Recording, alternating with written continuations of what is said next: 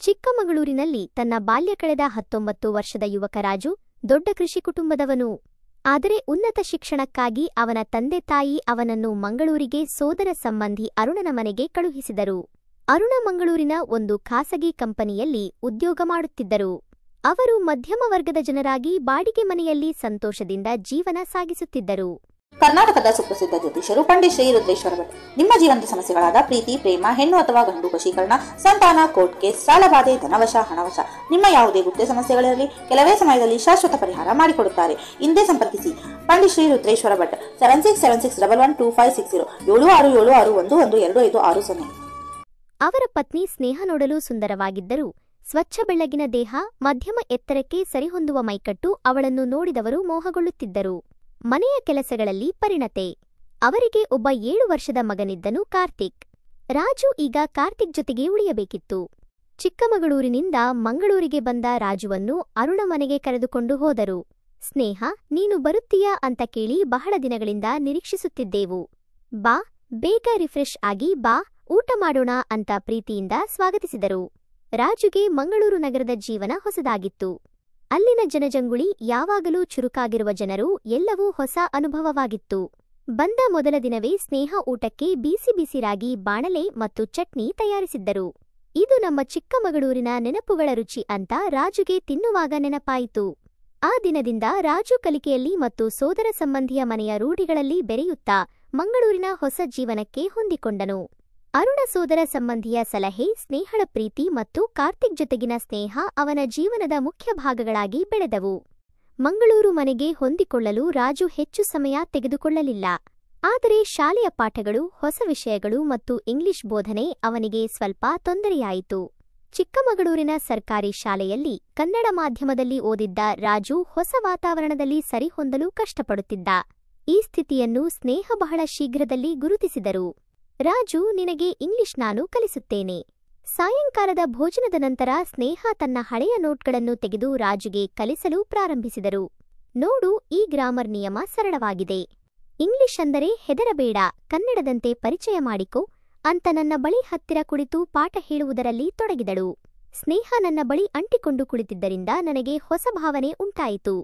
ರಾಜು ಯಾವತ್ತೂ ಒಂದು ಮಹಿಳೆಯ ಅಷ್ಟು ಸಮೀಪದಲ್ಲಿ ಕುಳಿತಿರಲಿಲ್ಲ. ರಾಜು ಸ್ನೇಹ ಅವರ ದೇಹದ ಸೌಂದರ್ಯಕ್ಕೆ ಮೋಹಗೊಂಡನು. ಪ್ರತಿದಿನದ ಕೆಲಸದಲ್ಲಿ ತೊಡಗಿರುವ ಸ್ನೇಹ ಅವರಿಗೆ ಸಹಾಯ ಮಾಡಲು ಪ್ರಯತ್ನಿಸುತ್ತಿದ್ದನು. ರಾಜು ಅವಾಗವಾಗ ಕಾಫಿ ಕೊಡುವಾಗ, ಮನೆ ಗುಡಿಸುವಾಗ ಅವರ ಸೌಂದರ್ಯವನ್ನು ಕಣ್ತುಂಬ ನೋಡುತ್ತಿದ್ದ. ಸ್ನೇಹ ರಾಜುವನ್ನು ಪರೀಕ್ಷೆಗೆ ಸಿದ್ಧಗೊಳಿಸುತ್ತಿದ್ದರು. ಈ ಪ್ರಶ್ನೆಗಳಿಗೆ ಉತ್ತರ ಕೊಡು, ಪರೀಕ್ಷೆಯಲ್ಲಿ ಬಹಳ ಬರುತ್ತದೆ ಅಂತ ಅವನಿಗೆ ಹೆಚ್ಚು ಅಭ್ಯಾಸ ಕೊಡಿಸುತ್ತಿದ್ದರು. ರಾಜು, ನೀನು ಪರೀಕ್ಷೆ ಮುಗಿದ ನಂತರ ಊರಿಗೆ ಹೋಗಬೇಡ, ಇಲ್ಲೇ ಇರು ಅಂತ ಹೇಳಿದರು. ನನಗೂ ಅದೇ ಬೇಕಿತ್ತು. ಆಗ ನಾನು ಸುಮ್ಮನೆ ಊರಿಗೆ ಹೋದರೆ ತೊಂದರೆ ಅಂತ ಹೇಳಿ ಅಲ್ಲೇ ಉಳಿದುಕೊಂಡೆ. ಸೋದರ ಸಂಬಂಧಿ ಅರುಣ ಕೆಲಸದಿಂದ ಮನೆಗೆ ಬರುವಾಗ ಸ್ನೇಹ ಮತ್ತು ರಾಜು ಪಾಠಗಳಲ್ಲಿ ಮಗ್ನರಾಗಿರುವುದನ್ನು ನೋಡುತ್ತಿದ್ದರು.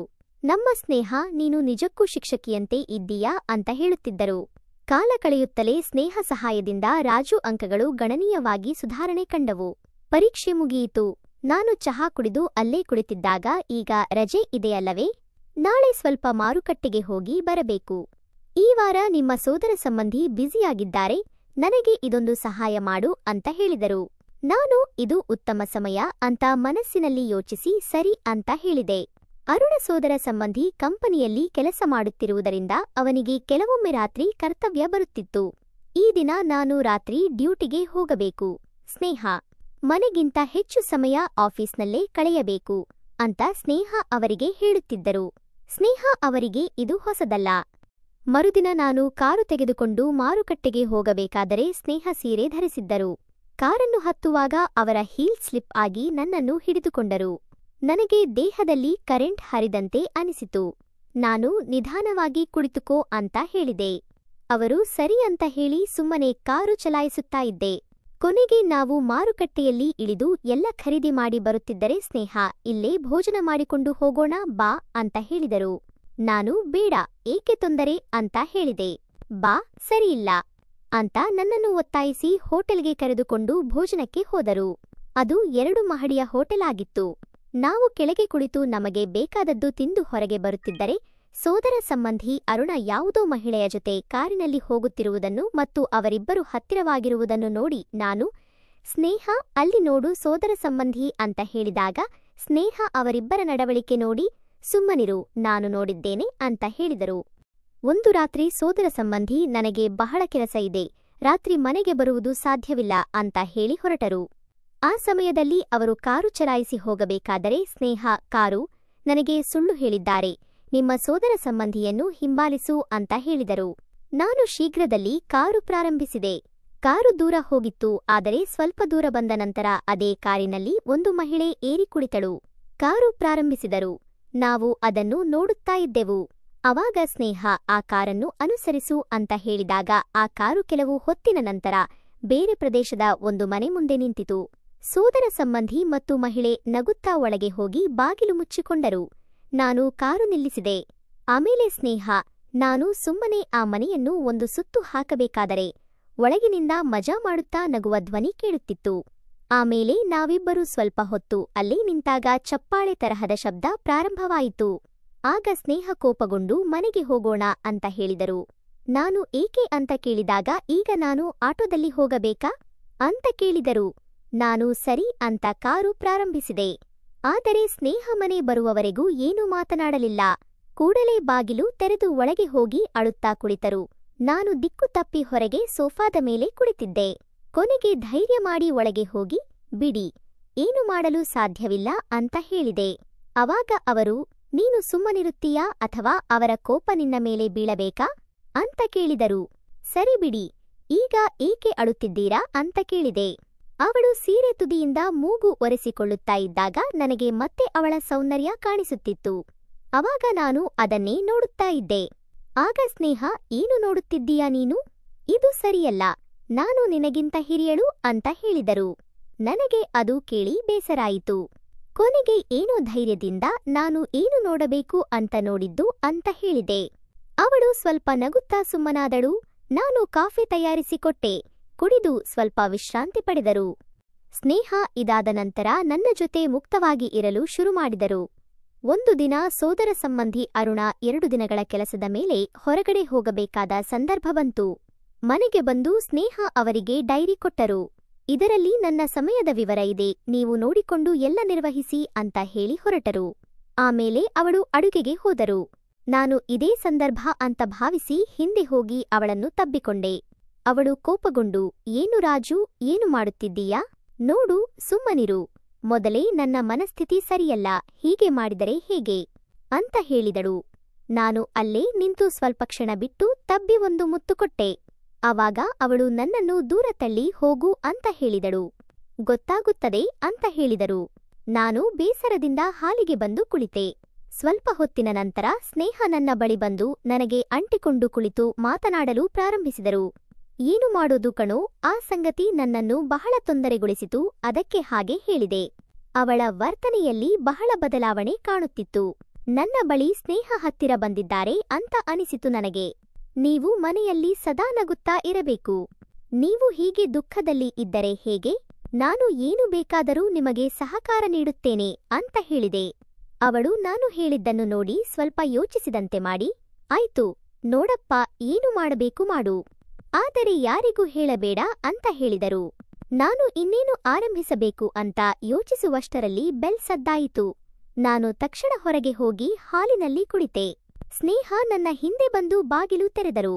ಬಾಗಿಲು ತೆರೆದು ನೋಡಿದಾಗ ಹೊರಗೆ ಸೋದರ ಸಂಬಂಧಿ ಬಂದಿದ್ದರು. ನಾನು ಗಾಬರಿಯಾದೆ. ನಾನು ಮನಸ್ಸಿನಲ್ಲಿ ನನ್ನ ಭಾಗ್ಯ ಚೆನ್ನಾಗಿದೆ ಅಂತ ಭಾವಿಸಿದೆ. ಅಷ್ಟರಲ್ಲಿ ಸ್ನೇಹ ಇಬ್ಬರಿಗೂ ಚಹಾ ಕೊಟ್ಟರು. ಹೀಗೆ ಕುಳಿತಿರಬೇಕಾದರೆ ನಾಳೆ ಸ್ವಲ್ಪ ಮಾರುಕಟ್ಟೆಗೆ ಹೋಗಬೇಕು, ದಿನಸಿ ತರಲು ಅಂತ ಸ್ನೇಹ ಹೇಳಿದಳು. ಸರಿ, ನೀನು ಮತ್ತು ರಾಜು ಹೋಗಿ ಬನ್ನಿ ಅಂತ ಸೋದರ ಸಂಬಂಧಿ ಹೇಳಿ ಹಣ ಕೊಟ್ಟರು. ನಾನು ಬೇರೆ ಕೆಲಸ ಇದೆ ಅಂತ ಹೇಳಿದಾಗ ಸೋದರ ಸಂಬಂಧಿ, ಏನು ದೊಡ್ಡ ಕೆಲಸ ಮಾಡುತ್ತೀಯಾ? ಅದೇ ಊರು ಸುತ್ತೋದು ಅಲ್ಲವೇ? ಹಾಗೆ ಹೋಗಿ ಅವಳನ್ನು ಕರೆದುಕೊಂಡು ಬಂದುಬಿಡು ಅಂತ ಹೇಳಿದರು. ನಾನು ಸರಿ ಅಂತ ಹೇಳಿ ಅಲ್ಲಿಂದ ಹೊರಟೆ.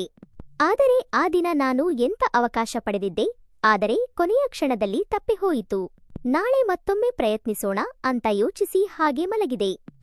ಮರುದಿನ ಬೆಳಿಗ್ಗೆ 10 ಗಂಟೆಗೆ ಸಿದ್ಧರಾಗಿ ಬಂದು, ನಡಿ ಮಾರುಕಟ್ಟೆಗೆ ಹೋಗೋಣ, ಸ್ವಲ್ಪ ಕೆಲಸ ಇದೆ ಅಂತ ಹೇಳಿದರು. ಆಗ ನಾನು, ನೀವು ನಿಜಕ್ಕೂ ಮಾರುಕಟ್ಟೆಗೆ ನನ್ನನ್ನು ಕರೆಯುತ್ತಿದ್ದೀರಾ?